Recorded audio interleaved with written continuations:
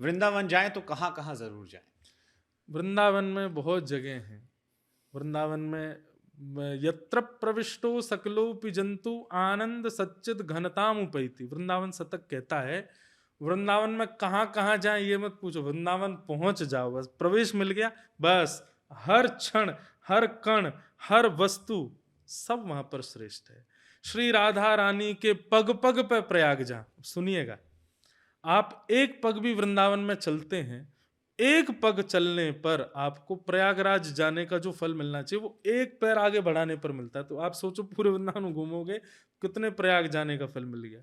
श्री राधा रानी के पग पग पे प्रयाग जहां, केशव की केली कुंज कोटि कोटि काशी है। वहां पर कुंजों का दर्शन करने से, मतलब दो वृक्ष मिले हुए हैं, वृक्षों की सुंदर कुंज है, उनकी छाया में बैठने से काशी जाने का फल मिल जाता है। यमुना में जगन्नाथ, यमुना जी का दर्शन करने से जगन्नाथ यात्रा का फल। रेणुका में रामेश्वर, यमुना जी का जो तट है उस पर बैठने से रामेश्वरम जाने का फल। तरु तरु पे पड़े रहे, तब आपको शायद अटपटा लगे, अयोध्या निवासी हैं। तरु तरु पर मतलब वहां के हर पत्ते पर, हर पत्ते को स्पर्श करके प्रणाम करने मात्र से अयोध्या जाने का फल मिल जाता है। गोपिन के द्वार द्वार हरिद्वार वसत जहां, वृंदावन में यदि किसी ब्रजवासी के द्वार पर आप चले गए और उसके द्वार को प्रणाम कर लिया, मंदिर को नहीं, ब्रजवासी के द्वार को प्रणाम कर लिया, तो हरिद्वार जाने का फल प्राप्त होता है। गोपिन के द्वार द्वार हरिद्वार बसत जहां, बद्री केदारनाथ फिरत दास दासी हैं।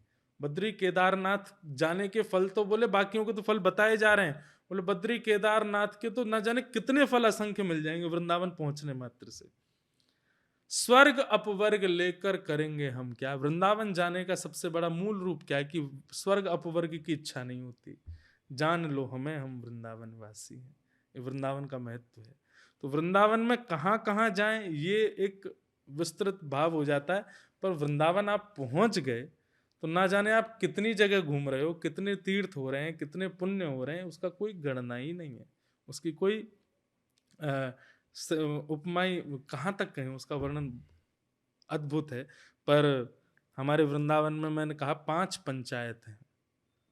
सबसे पहले तो वृंदावन की रज, दूसरे पंचायत वृंदावन के वृक्ष, तीसरे पंचायत वृंदावन के ब्रजवासी, चौथे पंचायत वृंदावन में श्री गोपेश्वर महादेव गोपी के रूप में बैठे हैं, और 5वें पंचायत वृंदावन की मधुकरी, वृंदावन के जो ब्रजवासियों के घर की प्रसादी है। ये 5 भाव जरूर वृंदावन जाकर के करने चाहिए। बाकी भ्रमण को तो बहुत सारे स्थान है वहां पर। ठीक है, बहुत सुंदर आपने बताया। आखिरी सवाल, निधिवन जाने पर कहा जाता है कि रात को मत जाइए।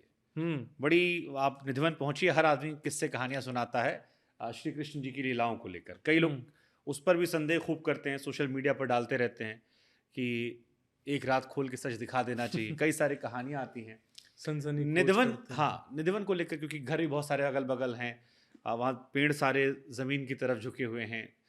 हम लोग कई बार गए, कहानियां हर बार वहाँ सुनी हमने, हर बार जाते हैं, वहाँ की मिट्टी को माथे पे भी लगाते हैं।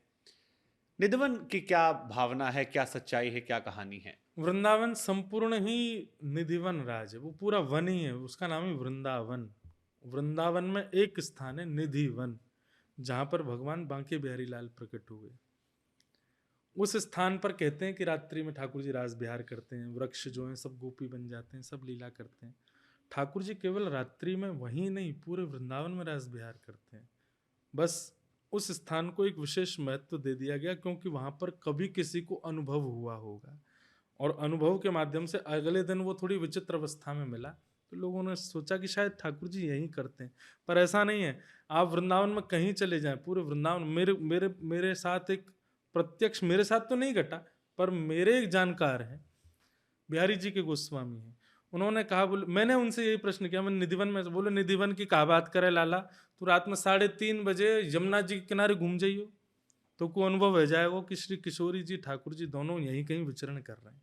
तो कोई ऐसा अनुभव हो जाएगा कि नन्हे नन्हे ठाकुर जी यहाँ पर विचरण कर रहे हैं, भाव विचरित कर रहे हैं।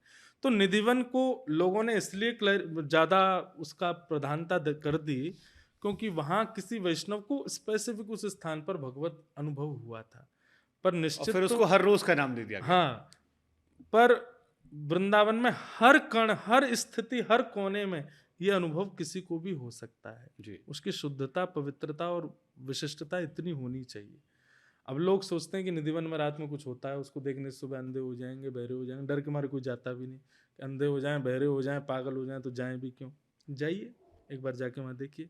लेकिन दूसरा भाव मेरे मन में एक बात आती है, मान लीजिए कि निधिवन में ही ठाकुर जी लीला करते हैं, रात्रि की ठाकुर जी की निज लीला है, उस निज लीला में हमको क्यों इतना इंटरफेयर करना? ठाकुर जी कर रहे हैं, हमारे या तो हमारे अंदर विश्वास नहीं है कि ठाकुर जी विद्यमान है, हमको उस विश्वास को प्रकट करना है, इसीलिए हम वहाँ जाना चाहते हैं। विश्वास है तो फिर उसमें आवश्यकता क्यों? हमको आज 27 वर्ष हो गए वृंदावन में जन्मे, हम तो नहीं जाते रात्रि में। हमको विश्वास है ठाकुर जी दिन में भी लीला कर रहे हैं, दिन में भी नहीं दिख रही तो उसको रात्रि में कहाँ दिख जाएंगे वहां पर? तो इसलिए वृंदावन तो भैया पूरा ही निधिवन है। कहीं पर भी आपकी पवित्रता यदि हृदय की है तो आपके साथ लीला ठाकुर जी करेंगे।